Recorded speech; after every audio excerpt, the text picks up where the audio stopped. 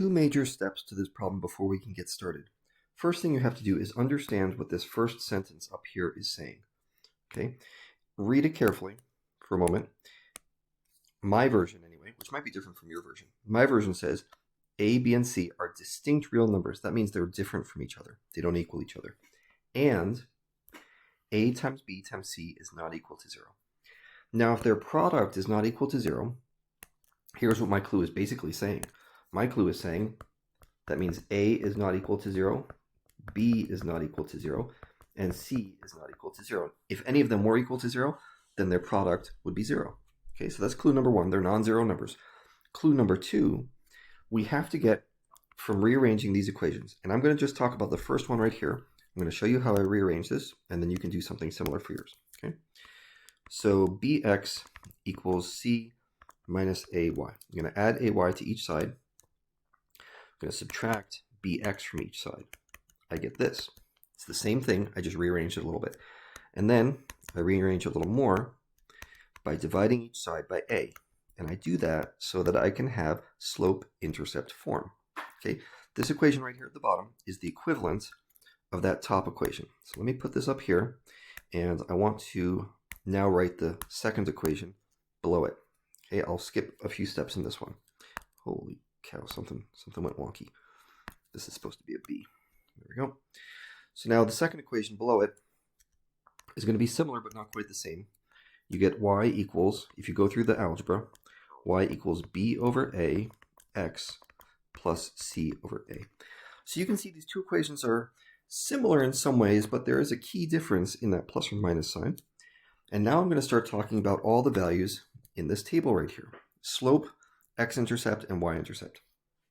So let's figure out what these things are. For the first equation, the slope is just the thing in front of x. That's going to be negative b over a. For the second equation, it's going to be positive b over a. The x-intercepts we find by setting y equal to 0. So if I set y equal to 0 on the first one, I get this. 0 equals negative b over a, x plus c over a. I multiply both sides by a, and I get 0 equals negative b, x plus c. I add c, divide by negative b, I get this. X equals c over b.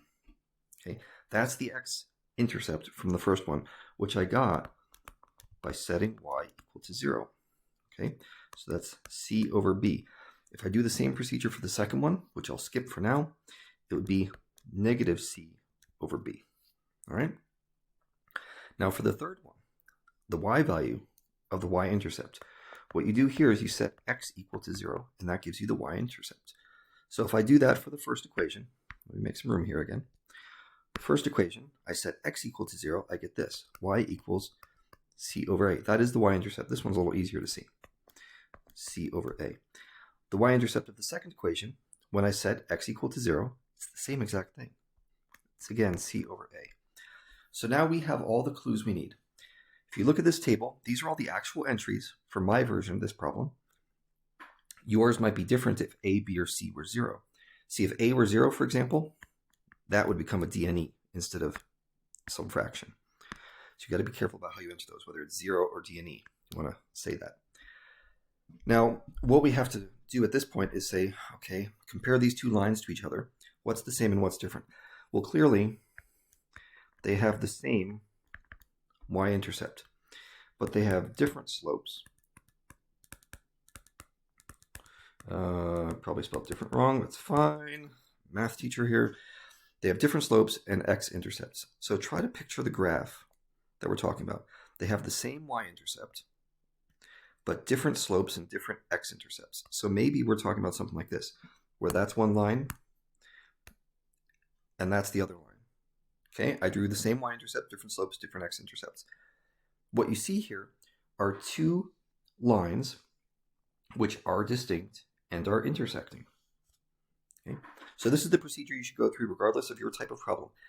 Fill out, first, use your clues to rewrite the equations as much as you can.